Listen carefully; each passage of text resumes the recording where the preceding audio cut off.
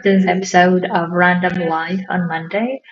I'm your host, Salam Monava, and today I'm talking about one of the topics that I think concern women mostly, but also men and humanitarians or spouses of humanitarians. And the topic that I have been coaching one of my amazing clients is on feeling behind or feeling lost because of following the spouse, right? Because of following the spouse in different humanitarian missions and duty stations and assignments, because of having children, because of prioritizing family, and then now entering the workforce and then feeling like I'm behind.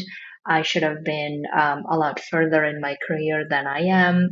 I am just someone's wife, someone's husband. I don't really have my own career. I don't really have my own money, or I don't really have my own path. And I'm feeling a bit lost in that realm. And if this is you, this is the topic that I want to talk about, is because I have seen several clients that I have coached now, and also currently some of the clients I'm coaching now.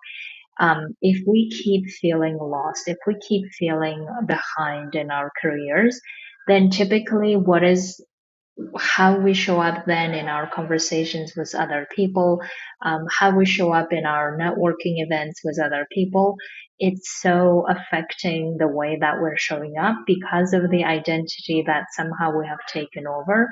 And the identity often is that I am behind in my career, or the identity is I am just someone's spouse. I don't have my own thing.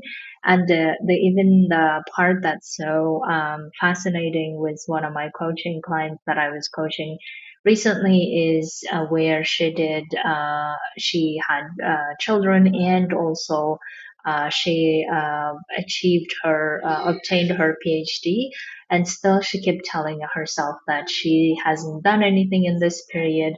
She's just behind, right? So even though she has done a lot, she has done publications, and I was joking with her that she's someone now who got a very kind rejection from the Oxford Publishing Company. I mean, if I was getting a rejection from Oxford Publishing Company for the work that I did on asylum, on the legal systems, I would be even proud for having received that rejection.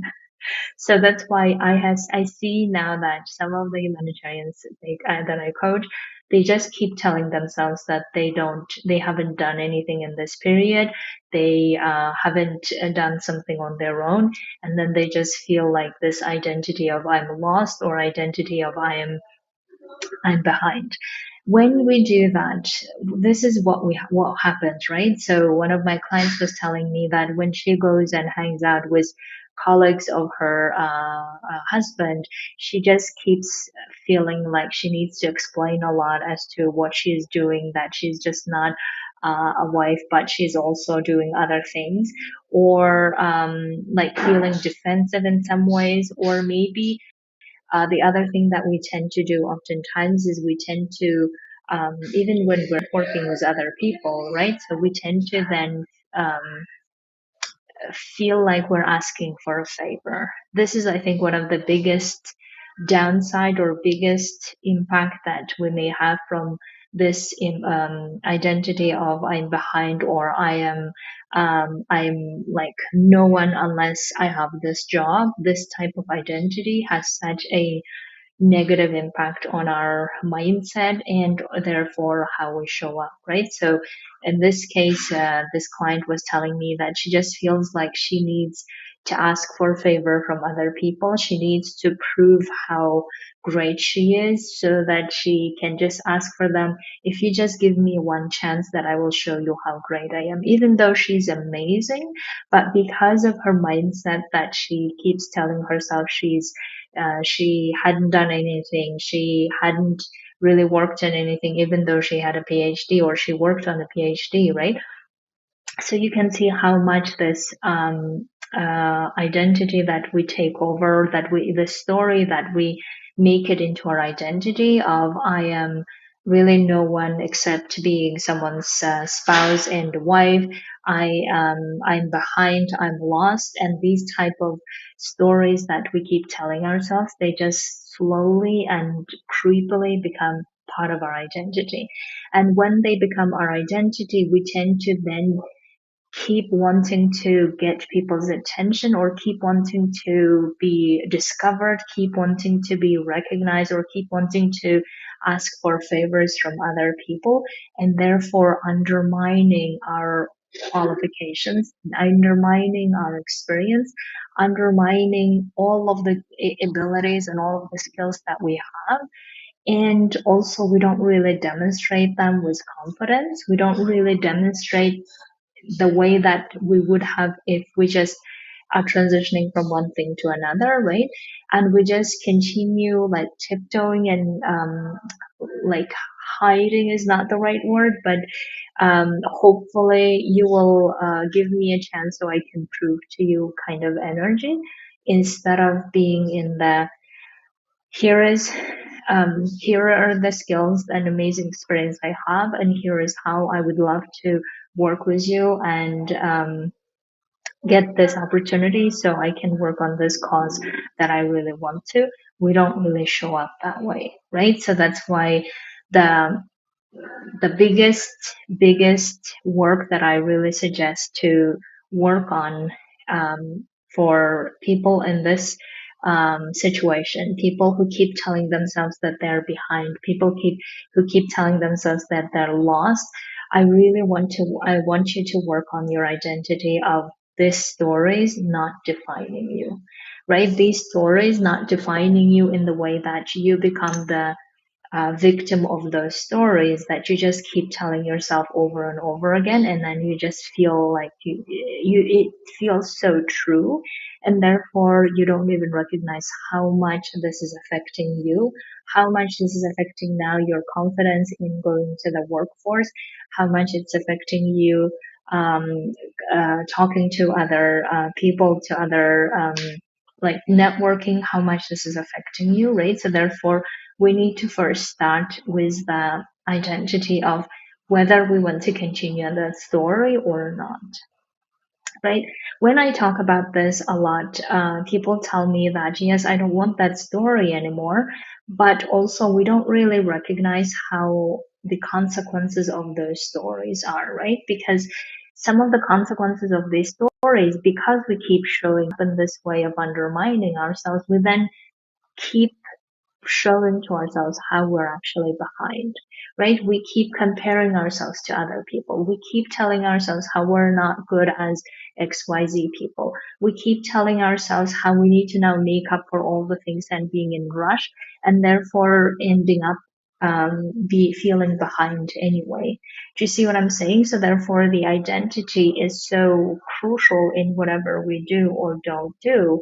Is if we keep feeling lost, then we keep trying again to go to different things and never really getting anything, because we don't really believe in any of the directions we're pursuing, right? So that because the reason why we're not really believing that we can like really go for the exact job we want to is because we're telling ourselves the story that we are no good, we have been just doing this spouse thing, or we have been just following our spouses, we haven't really worked on the thing that we want to, we just stayed at home, or we just worked on the PhD, we didn't really do. If we keep telling ourselves all of these stories, then obviously we're not going to even believe that the exact job that we want is available to us, right? Because we're not really confident that we can get the job we want to. Do you see what I'm saying? So therefore we end up actually showing to ourselves how our identity is true, that we're lost, we're behind, we're not really going for what we want, and then feeling so much frustrated. So that's why the first thing that we need to do is we need to understand all of the stories that we have been telling to ourselves about the past. We need to decide what to do with them, no matter what the stories are, right? Because at the time when we made those decisions to go and follow our spouses, to dedicate time to our families, to dedicate time to our studies, whatever it is, we made those choices at the time, even though maybe we weren't really happy with those choices, but we did because we wanted to prioritize family. We wanted to prioritize other things. Beautiful. Now let's not be a victim of our own story, right? Or of our own choices. So therefore, in order not to do that, we need to recognize at the time, these are the decisions we have made, and we stand by those decisions. We own those decisions. And the consequences of these are that we didn't work on the things we wanted, and that's fine, because now the only way we don't allow those decisions or those consequences affect us negatively is if we keep continuing the identity of we can't really go for the thing, we can't really do this because we're now behind or we're lost. If we keep in the identity, then we will allow those past decisions affect us negatively. And they don't need to affect us negatively because our skills, our experience, our desires haven't been canceled. They haven't been overwritten, right? We still are the same person who are wanting those things, the job that we want. So therefore, what we need to do is decide on that story of how not to let the past affect us currently and affect us in the future. Therefore, rewriting or re-deciding on our story is key. And keep telling ourselves we're behind and we are lost is not going to help us in any way whatsoever. If anything, they will these type of beliefs keep making us feel behind, feel not really ready, not confident. It will just keep us feeling the feelings that we actually don't want to feel. Therefore, we need to focus our attention on the exact thing that we're going for. Now, here is a nuance, right? So if you have a possibility to go for the exact thing that you want to, meaning financially you can afford it, then I would suggest focus on that thing mostly, instead of keep trying to go to different things and keep trying different things. Because even if you, let's say, you decided to go for a different thing and then that thing did, or you went and you got it but you still were not satisfied, you are likely to go back and rely on your own story of, you see, because of my past I'm now doing the thing I don't like and I shouldn't have done it, and then you will just use that against yourself, right? So therefore, I really highly suggest, if you can afford it now, because some of us may not be able to afford it, we need to find a job. In that case, maybe get a job that you believe is possible in the short run. And then while you're doing that job, consider that a temporary thing, and then still prepare yourself for the job that you really want to go for. And with my client that we're working on currently, this is what we're doing is because she can afford to go for the exact job she wants to, now we're actually working on her identity and getting herself to clean up the past, meaning that no longer having these regrets or no longer having this, I shouldn't have done this and I should have done this differently or whatever it is, no longer taking or spending her energy and time on that past, but rather owning those decisions, owning the consequences of it, and now what is she going to decide moving forward, right? Where we can get her all her energy and time and efforts that she wants to spend, where do we want to spend it on getting the exact job she wants to, and most importantly, from what identity do we want to do it? If we keep doing it from the identity of I'm lost or I need a favor and please give me a favor, then this will not come off as powerful or confident. And also, as human beings, we are good at sensing when people are asking for favors or like feeling a bit needy or graspy. We don't really like that energy, right? So that's why even when we are getting her to network with other people, sharing her story, we are deciding on how she wants to show up and share the story, what kind of story she wants to share, and from what identity she wants to share, right? I really encourage, especially women who are going through this and who are feeling like I had my babies or I spent time with my family and I want to go back to the uh, workforce, it's so easy to hang up on I there is like the gap in my CV, or now I'm not going to be able to get it because I lost all these years, or I lost this, or I lost that. It's so easy to get ourselves hung up on that, and I highly suggest not to spend any of your energy on that, except, again, as I said, making some decisions of owning and deciding how you want to use or how you want to see that part of your life um, for yourself, and how not to let that be a negative impact, which is not having children, prioritizing families, amazing, beautiful ways to spend time. And now that you have done it, let's start the job search from this um, powerful energy, from this cleaner energy, the identity of these are the things I have done.